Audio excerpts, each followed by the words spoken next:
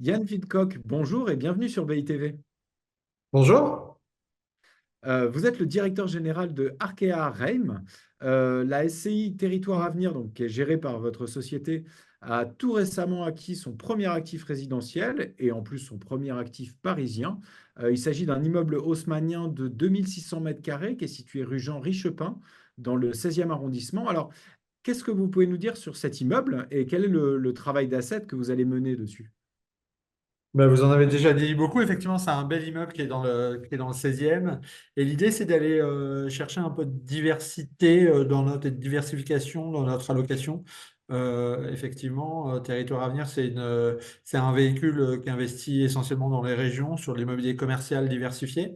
Et on avait envie de saisir des opportunités. Sur le bloc parisien aujourd'hui, il y a des très très belles découpes. On a eu l'opportunité de très très belles décotes.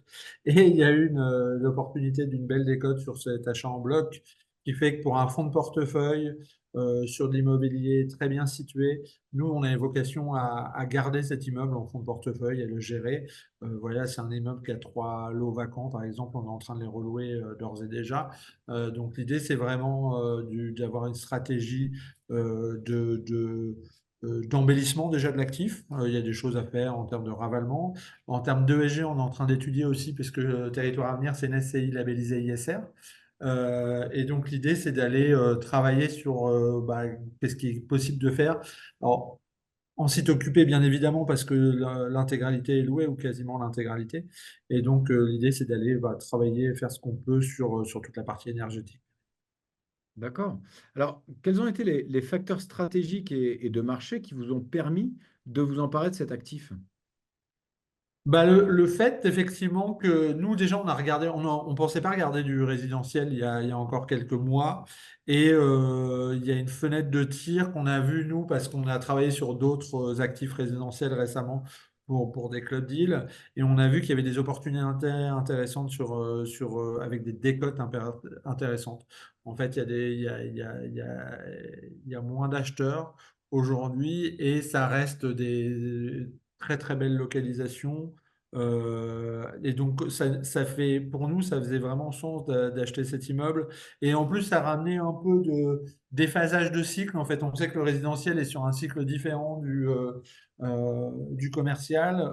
Notre SCI se porte très bien. Et donc, c'était l'idée d'avoir vraiment cette volonté de diversification. Et on a saisi l'opportunité parce qu'on a dans les équipes des gens qui ont fait beaucoup de résidentiel par le BATC et ça aide également à aller chercher des bons actifs.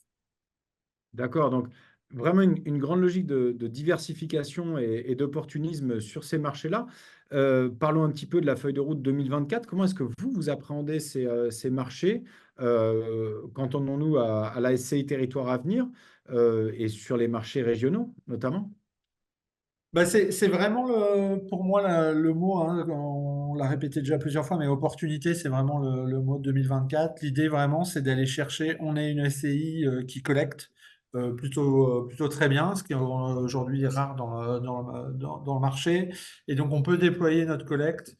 Et donc, l'idée, c'est d'aller vraiment choisir les meilleurs actifs sur les meilleurs territoires, sur toute typologie. On a fait beaucoup de logistique. C'est vrai qu'aujourd'hui, si on regarde la répartition typologique de territoire à venir à fin février, on devait être sur à peu près 50% de logistique, parce que c'est un secteur qu'on aime bien, parce qu'il y avait des belles opportunités à saisir. C'est un secteur qui a repricé aussi plus vite que les autres, et donc il y avait des affaires à faire.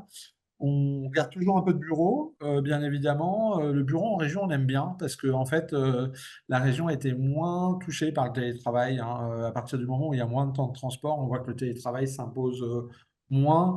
Et donc, on aime bien les bureaux en région, surtout ceux qui viennent d'être construits avec des locataires sur des durées longues. C'est un peu le genre de bureau qu'on regarde. Mais bon, on a une vingtaine de pourcents à peu près, je pense, de bureaux. Et puis après, tout type, hein, vraiment, ce qui est santé, on essaie toujours d'en faire un peu. Et tout ce qui est santé, hospitalité, notamment, on a acheté une résidence senior à Nancy. Voilà, on regarde pas mal de résidences étudiantes. On aime bien les écoles. On a acheté une école à Bordeaux. On en regarde d'autres en ce moment. Après, on essaye vraiment. L'idée, c'est de se dire, de pouvoir saisir vraiment les opportunités. On est en marché immobilier qui est en crise. Nous, on a la chance d'être cash riche et de pouvoir acheter. Et donc, on préfère attendre un peu et trouver les bonnes opportunités. Nous, ce qu'on se dit, c'est que ce qu'on achète aujourd'hui, c'est ce qui va fonder la base de notre portefeuille à moyen terme. C'est-à-dire, plus on pourra acheter dans cette période où les taux sont élevés, les taux de rendement immobilier sont élevés, plus ça sera intéressant pour la performance à moyen terme de nos véhicules. Et donc, c'est pour ça que voilà, on est très content aujourd'hui de pouvoir aller. Et en plus, c'est vrai que cette stratégie d'investissement dans les régions, elle est vraiment porteuse. On voit que les régions ont été beaucoup plus résilientes dans la crise que ça peut être dans certains secteurs d'Île-de-France. Donc une année d'opportunité sur l'ensemble des régions françaises. D'accord.